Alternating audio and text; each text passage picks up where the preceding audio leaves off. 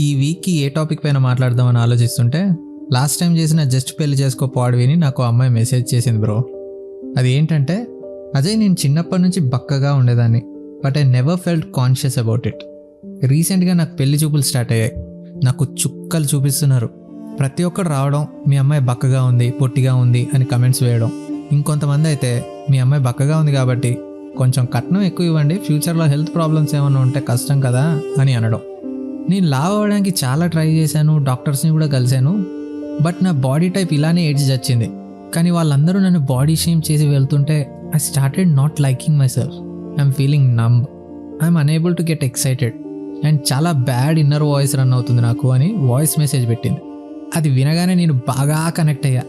అప్పుడే ఫిక్స్ అయ్యా, ఈ వీక్ బాడీ షేమింగ్ గురించే మాట్లాడాలి అని. చాలా స్టోరీస్ ఉన్నాయి భయ్యా చెప్పడానికి. Let's jump in to it quickly. So నేను ఇలాంటి స్టోరీస్ వినడం ఫస్ట్ టైం ఏమీ కాదు బ్రో.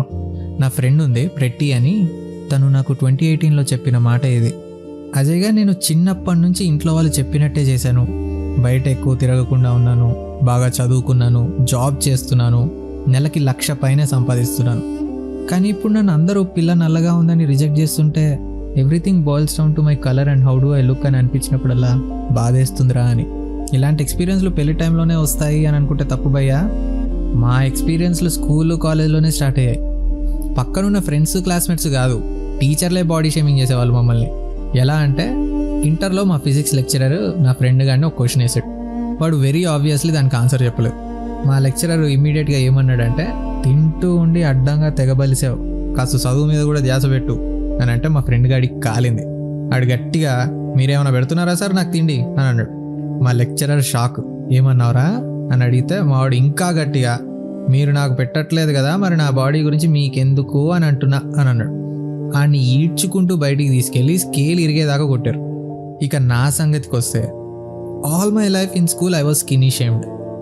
స్కూల్లో అందరినీ ఏడిపిస్తారు, నువ్వంత ఫీల్ అవ్వక్కర్లేదని అనుకుంటాం, కానీ it's tough being a kid man. Specially for the millennials it was hell. పిల్లలందరూ మంచిగా ఏ కుళ్ళు కల్మషం లేకుండానే స్టార్ట్ అవుతారు భయ్య.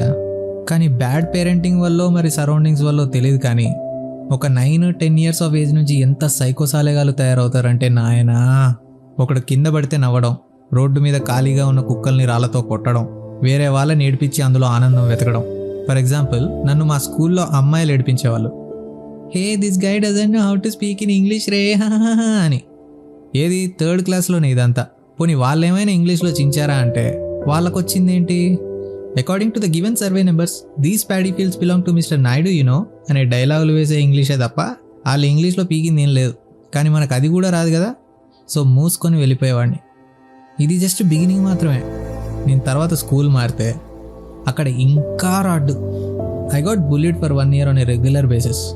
నేను ఒక్కడనే కాదు, ఎవరైతే వీక్ అండ్ వల్నరబుల్ ఉంటారో వాళ్ళని రోజు టార్గెట్ చేసి కమెంట్ చేయడం, వాళ్ళు హీరోలు అవ్వడానికి.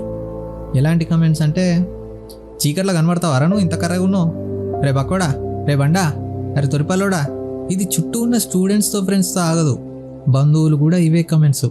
అరే నువ్వు గాలి దీని బతికేరా, వీడికి కిడ్స్ వేర్లో తీసుకుంటారంటే బట్టలు, తినిపించండి వీడికి ఎగిరిపోతాడు, లేకపోతే తిండి మొత్తం దీనికే పెడుతున్నారా అంటే కూర్చుంటే పీటలు ఇరిగిపోగల, రేపెవడు దొరకడు మళ్ళీ దీనికి. అరే దీనమ్మ పొగడ్డా అని కూడా డిమీనింగ్గానే చేస్తారు మా దగ్గర అయితే. వీడు నల్లంగా ఉండేసరికి బంగారం బాగా ఆంతుంది వీడిపైన.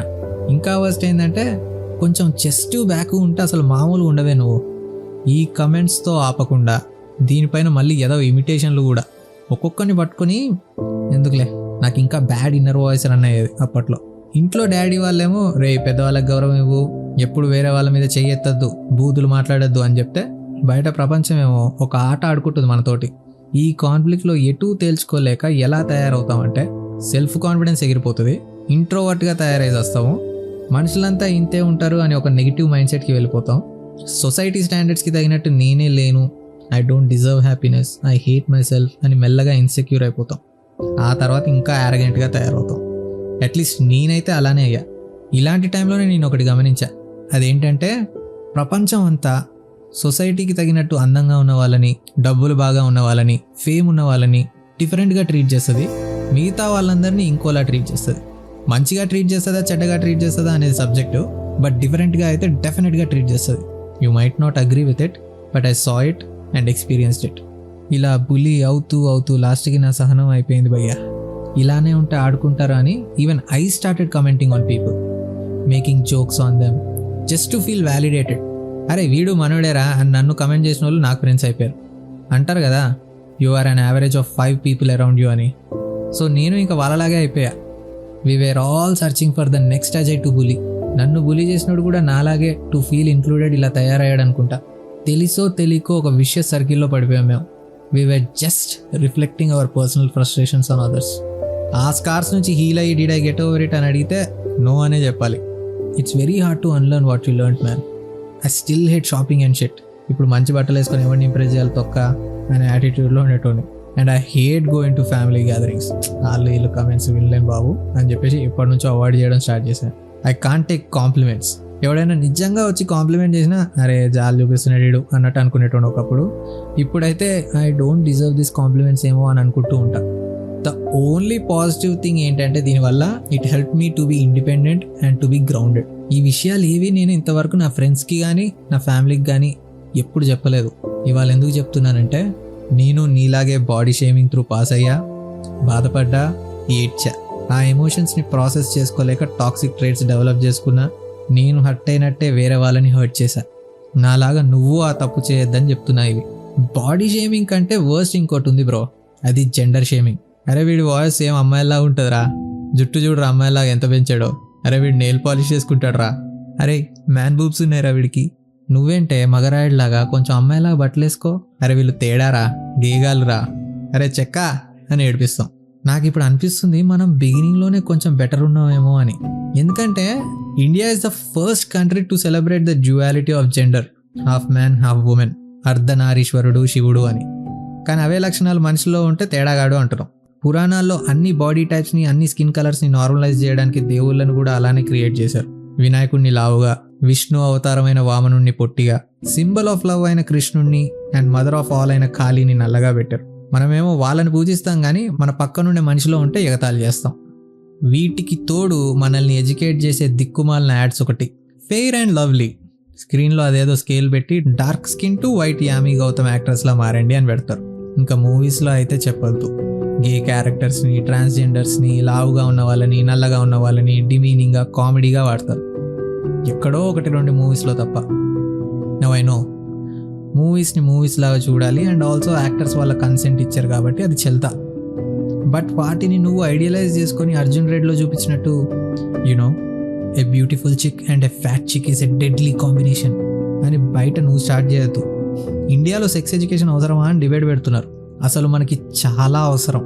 అసలు మేల్ ఫీమేల్ కాకుండా వేరే టైప్స్ ఆఫ్ సెక్షువాలిటీస్, జెండర్స్ ఏమున్నాయి, ట్రాన్స్జెండర్, నాన్ బైనరీ, బైసెక్షువల్స్ అంటే ఏంటి, వాళ్ళని ఏ ప్రొనౌన్స్తో పిలవాలి, what are all the body types that are there, body ఇమేజ్కి పర్సనాలిటీకి సంబంధం లేదు అని, there is nothing like perfect body, everyone are unique in their own way అని.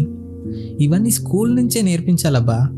బాబు మేమేదో ఫ్రెండ్లీగా జోక్ చేసాం అని నువ్వు అనుకుంటావు.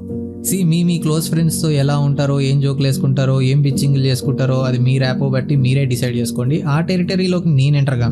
బట్ ఎదుటివాడు ఫ్రెండ్ అయినా, బంధువు అయినా, చిన్నైనా పెద్దయినా, వేరే జెండర్ అయినా, కామెడీగా అయినా, కన్సర్న్తో అయినా వాళ్ళ బాడీ పైన, జెండర్ పైన, సెక్షువాలిటీ పైన కమెంట్స్ చేయకూడదు.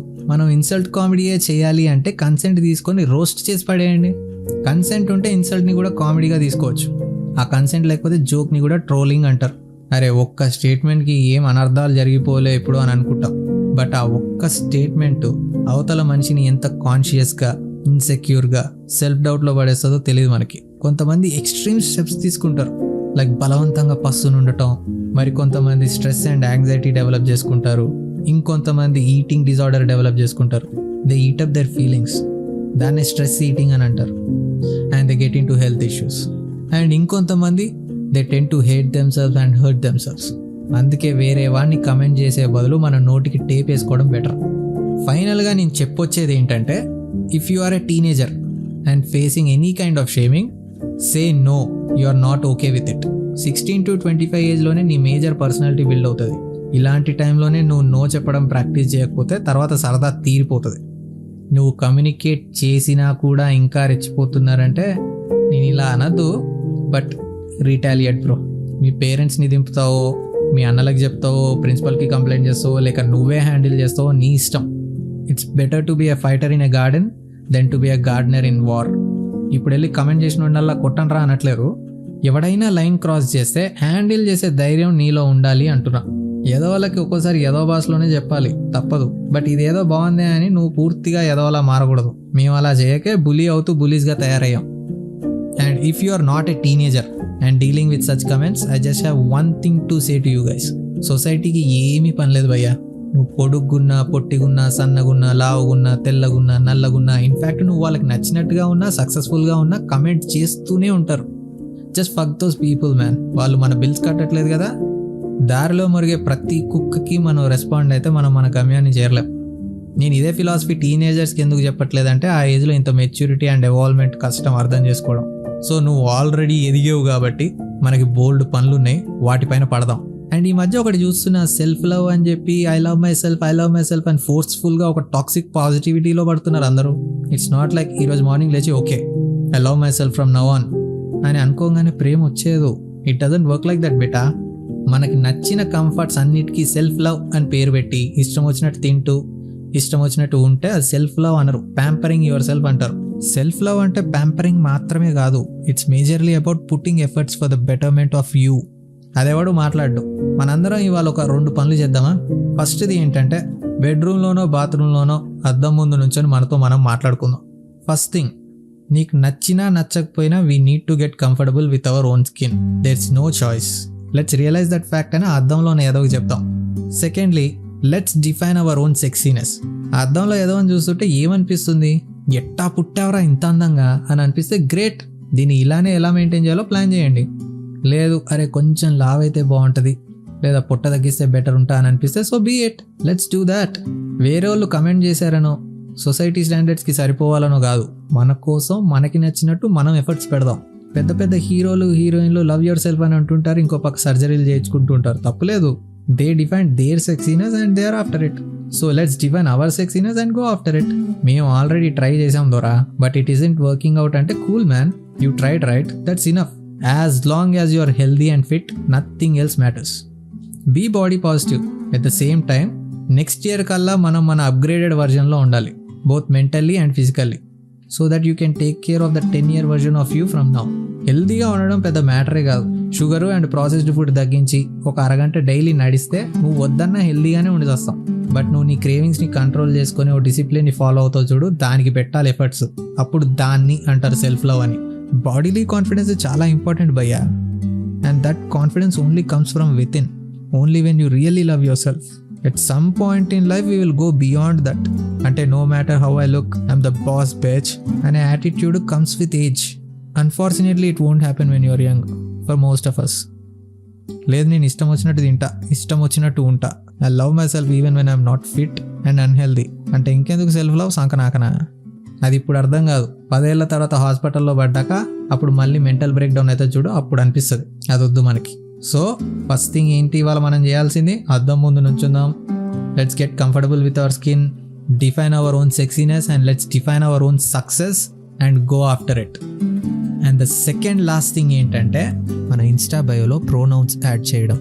ఇట్స్ నథింగ్ బట్ వేరే వాళ్ళు నీ జెండర్ని ఎలా ఐడెంటిఫై చేయాలి అని తెలిపేది. అబ్బాయిలకి హీ హిమ్ అని, అమ్మాయిలకి షీ హర్ అని ఉంటాయి. వేరే వాళ్ళకి ఈ చార్ట్లో చూపించినట్టు ఉంటాయి, మీరు గూగుల్ చేసినా దొరుకుతుంది. సో ఇవి రాసి పెడదాం.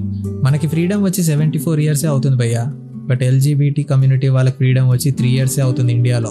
సో ఈ ప్రోనౌన్స్ పెట్టడం వల్ల you are not only aware but respect other genders అని తెలుస్తుంది. So let's normalize other gender identities and sexualities and let's not normalize body shaming and gender shaming. Right, అది భయ్యా మ్యాటర్. లైక్ ఆల్వేస్ షేర్ చేయండి, awareness పెంచండి. మీకు ఇలాంటి experiences ఉన్నా, concerns ఉన్నా, let me know in the comments or message me. Na peru Ajay Padarthi. We'll meet you with the next pod. Bye.